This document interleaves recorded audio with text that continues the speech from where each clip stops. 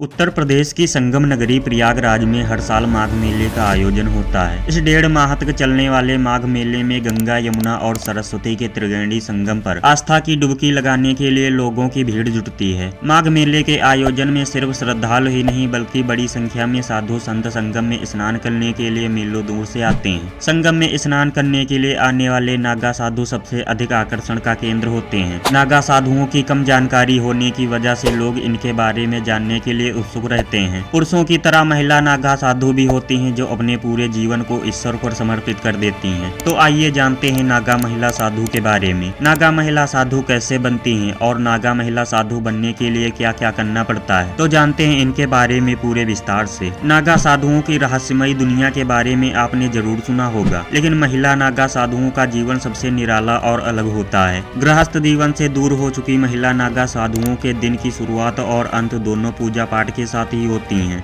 नागा साधुओं को दुनिया से कोई मतलब नहीं होता है और इनकी हर बात निराली होती है। महिला नागा साधु बनने के बाद सभी साधु साधुयां इन्हें माता कहकर बुलाती हैं। तो चलिए जानते हैं कैसे बनती है महिला नागा साधु। गाइस, पुरुष नागा साधु नग्न रह सकते हैं, लेकिन महिला नागा साधु को इसकी इजाजत नहीं होती है। पुरुष नागा साधुओं में वस्त्रधारी और दिगंबर होते हैं। महिलाओं को भी दीक्षा दी जाती और नागा बनाया जाता है, लेकिन वह सभी वस्त्रधारी होती हैं। महिला नागा साधुओं को अपने मस्तक पर तिलक लगाना जरूरी होता है, लेकिन वह गेरुए रंग का सिर्फ एक कपड़ा पहन सकती हैं, जो सिला हुआ नहीं होता और इस वस्त्र को गंती कहा जाता है। अब आपको पता चल ही गया होगा कि गेरुए वस्त्र की क्या मान्यता है, और दीपिका दीदी ने इसे ही पहनकर बेशरम नाम भी दे दिया। क्यों लोग ना भड़के। हिंदुस्तान में जिस तरह साधु संतों और नागा साधुओं का सम्मान किया जाता है, ठीक उसी प्रकार इस गेरुए वस्त्र को भी सम्मान दिया जाता है। महिला नागा साधुओं के बनने की प्रक्रिया के बारे में जानने के बाद आप सोचने पर मजबूर हो जाएंगे। महिला नागा साधुओं की जिंदगी बेहद कठिन होती है। नागा साधु बनने के लिए इनको कड़ी परीक्षा से गुजरना पड़ता है। नागा साधु या सन्यासिनी बनने के लिए 10 से 15 साल तक कठिन ब्रह्मचर्य का पालन करना होता है। नागा साधु बनने के लिए गुरु को यकीन दिलाना होता है कि वह उसके योग्य है और ईश्वर के प्रति समर्पित हो चुकी है, और फिर इसके बाद गुरु नागा साधु बनने की स्वीकृति देते हैं। नागा साधु बनने से पहले महिला के बीते जीवन के बारे में जाना जाता है। यह देखा जाता है कि वह ईश्वर के प्रति समर्पित है कि नहीं। नागा साधु बनने के बाद कठिन साधना कर सकती है कि नहीं। नागा साधु बनने से पहले महिला को जीवित रहते पिंडदान करना होता है और मुंडन कराना पड़ता है। कुंभ मेले के दौरान नागा साधुओं के साथ ही महिला साधु भी शाही स्नान करती हैं। हालांकि पुरुष नागा के स्नान करने के बाद वह नदी में स्नान करती हैं। अखाड़े की महिला नागा साधु को माई अवधूतानी या नागिन कहकर बुलाया जाता है, लेकिन माई या नागिनों को किसी अखाड़े में किसी प्रमुख पद के लिए नहीं चुना जाता है, और इस प्रकार नागा महिला साधुओं का जीवन काफी कठिन परिस्थिति से गुजरता है। तो अगर आपकी भी महिला साधुओं और ईश्वर के प्रति आस्था है तो कमेंट में जय शिव शंकर जरूर लिख देना, और यह वीडियो अपने दोस्तों तक जरूर शेयर करना ताकि उनको भी यह जानकारी मिल सके, और वीडियो को लाइक, शेयर एंड सब्सक्राइब जरूर कर लेना।